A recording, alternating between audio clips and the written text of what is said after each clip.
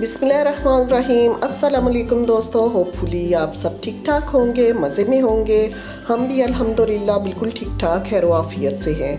आज ये आपके साथ विंटर लंच की रेसिपी शेयर करूंगी। 2 से 3 रेसिपीज़ हैं और इसमें वाइट मटर पुलाव है, चिकन टिक्का कटलेट है और 1 पाउंड केक की रेसिपी है। ज़बरदस्त और अमेजिंग रेसिपीज़ हैं क्योंकि मीठे की क्रेविंग भी हमें सर्दियों में बहुत ज़्यादा होती है और दिल करता है कि मतलब हर खाने के बाद कुछ ना कुछ थोड़ा सा मीठा हो। तो अमेजिंग रेसिपीज़ हैं, लाजमी आपने इनको ट्राई करना है और फीडबैक देना है। चिकन टिक्का कटलेट्स जो हैं वो आप बना के फ्रीज़ भी कर सकते हैं और जब दिल करे निकाल लें और इनको फ्राई करें और इंजॉय करें। और एक वो जो वाइट मटर पुलाव है, ज़बरदस्त और बहुत ही डिफरेंट रेसिपी है, उसको भी आपने लाजमी ट्राई करना है। चलें स्टार्ट करते हैं सबसे पहले कटलेट से।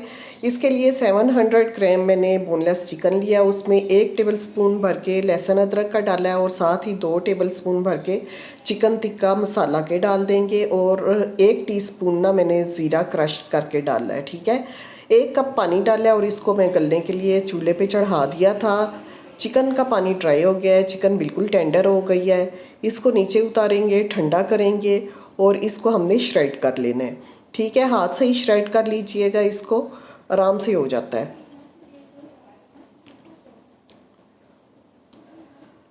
अब जी 1 किलो आलू लेके उनको बॉईल कर लिया था और उनको मैश कर लिया है।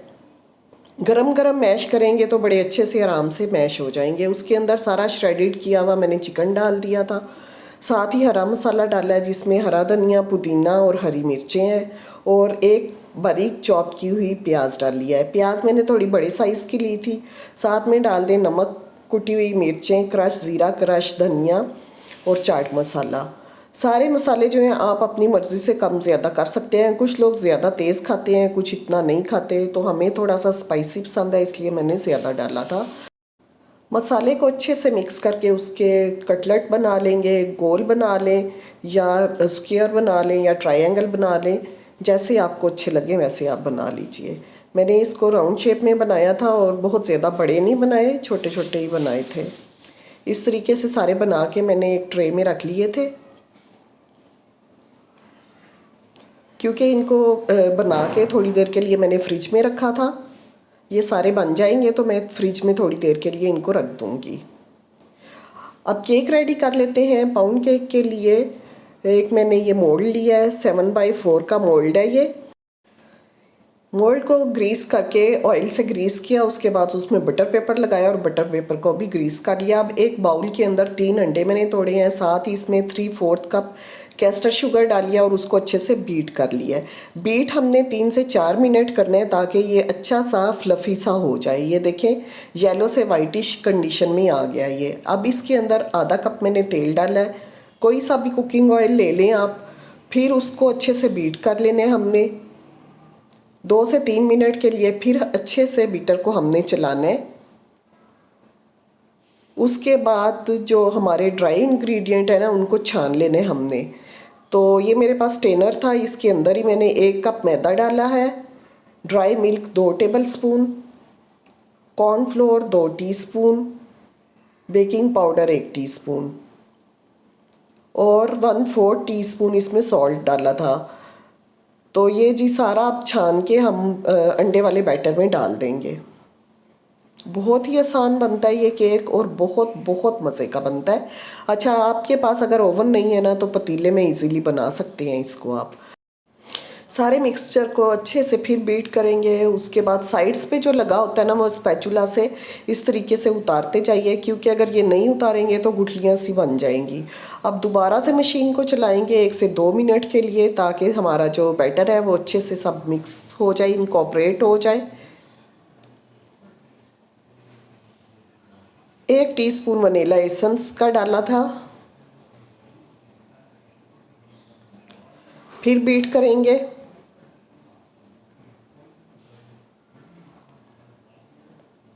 चलें जी, अब ये हमारा मशीन का काम ख़त्म हो गया है। स्पैचुला से कट फोल्ड करेंगे और सारा बैटर जो है ना मैंने जो हमने वो पैन तैयार करके रखा हुआ था ना उसमें पोर कर देंगे।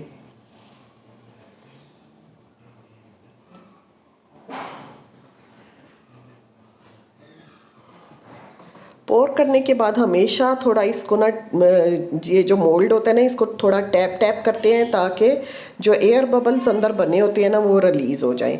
अच्छा जी, इसको बेक करेंगे हम 170 डिग्री पे 30 से 35 मिनट के लिए। और अगर आप पतीले में बेक कर रहे हैं तो आपको 40 से 50 मिनट इजीली लग जाएंगे। ये देखें जी, माशाल्लाह से ज़बरदस्त सा केक हमारा रेडी हो चुका है। अभी ये ठंडा होगा तो फिर इसको डीमोल्ड करेंगे।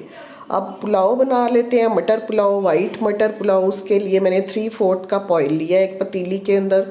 2 प्याज स्लाइस की हुई वो डाली हैं।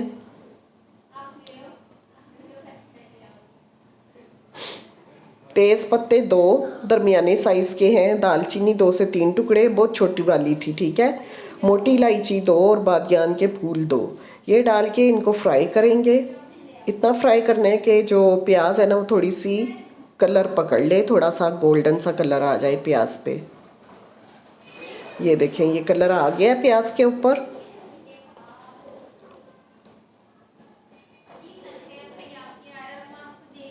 अदरक और हरी मिर्चें कुटी हुई, 2 इंच का टुकड़ा अदरक का लिया था और हरी मिर्च मैंने 18 से 20 ली हैं। बहुत ज़्यादा तेज़ वाली नहीं है ये हरी मिर्चें, इसलिए ज़्यादा ली हैं क्योंकि इसमें रेड चिली नहीं डलेगी। अगर हरी मिर्च डालने के बाद भी आपको मिर्चें कम लगें तो आप इसमें वाइट पेपर डाल सकते हैं।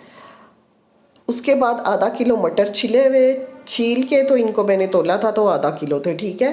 तो आधा किलो मटर मैंने डाले हैं। अच्छे से भून लेंगे मटरों को और बाकी मसाले को।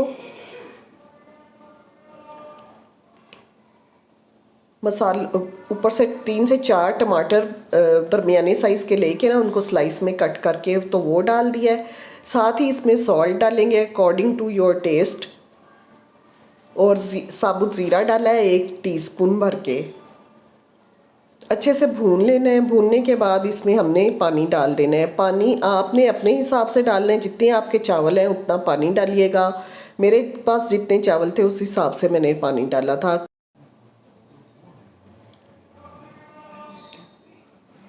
पानी डाल के तो बस इसको कवर करके हमने छोड़ देना है ताकि पानी में बॉयल आना शुरू हो जाए। जब बॉयल आएगा तो फिर चावल डालेंगे।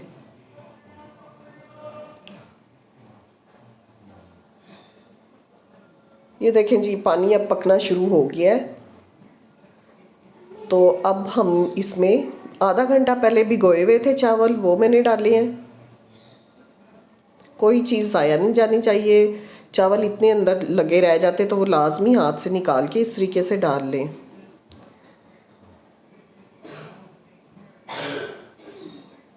अच्छे से चमचा चला लेंगे।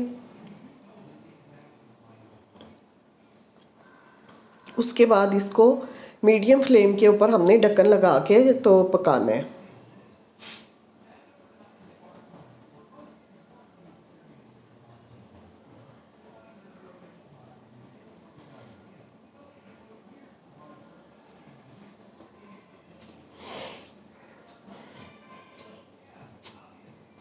ये देखें जी, पानी बिल्कुल ड्राई हो गया है। बस अब इसको दम देते हैं चावलों को। इतने खिले खिले और इतने मज़े के बनते हैं ना ये चावल। तो अच्छे से मिक्स कर लें। जितना पानी आपने रखना है, मैंने बिल्कुल हल्का फुल्का सा पानी रखा था। अब मैं इसको एलुमिनियम फॉइल से कवर करूँगी और ऊपर ढक्कन लगा दूँगी और 15 से 20 मिनट के लिए हम ना बिल्कुल मीडियम स्लो फ्लेम के ऊपर हमने दम देना है। जब दम देते हैं ना, पहले थोड़ा सा फ्लेम तेज़ रखते हैं 2 से 3 मिनट, उसके बाद फ्लेम बिल्कुल स्लो कर देते हैं।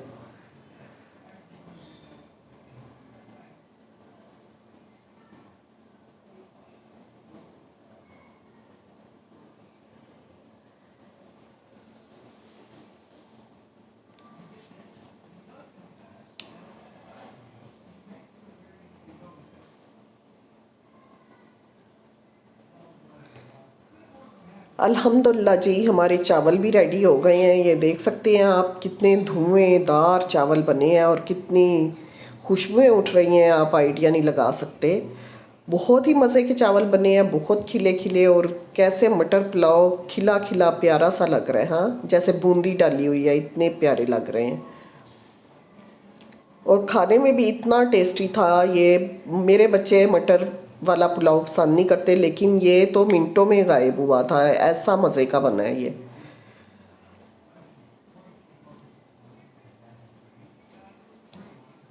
केक हमारा ठंडा हो चुका था, तो उसको अब मैंने डीमोल्ड किया। डीमोल्ड करके तो फिर इसको भी कट करते हैं।